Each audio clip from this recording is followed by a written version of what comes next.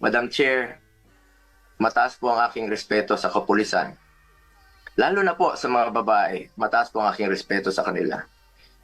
Nung nakaraang administrasyon, nanumbalik ang respeto ng ating mga kababayan sa kapulisan. Taas noo po ang ating kapulisan, ang ating mga sundalo. As its highest ang respeto sa PNP.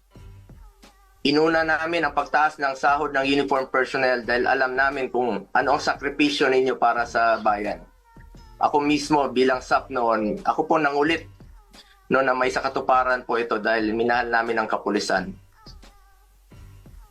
Ngunit nakakalungkot, Madam Chair, na nung nandun ako sa NAIA, nakikita niyo naman po sa video, nagtanong lang po ako sa PNP spokesperson kung saan kami dapat pumunta.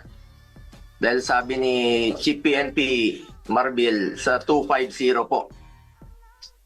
Nilapitan ko po ang inyong spokesperson at hindi po ako sinagot, tinakbuhan po ako.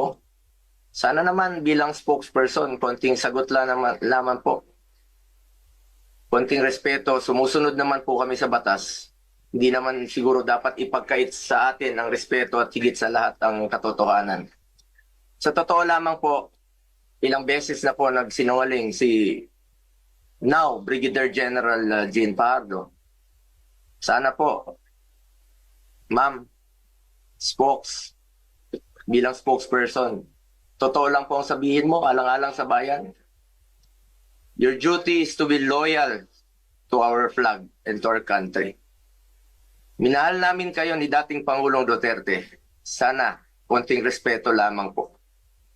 Kung nagawa niyo yan sa akin, magsinungaling, mas nagagawa niyo po yan sa ibang tao. Respeto lamang sana.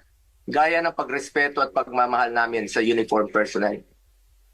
Pangalawang beses na po ito na hindi ka sumagot ng totoo. Sa interview mo, sinabi mo nagpupunas lang ng pawis ang ilang pulis na nakuna ng video na umiiyak habang inaaresto si Pangulong Duterte.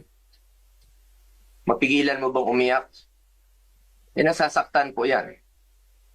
Doon lamang po tayo sa katotohanan at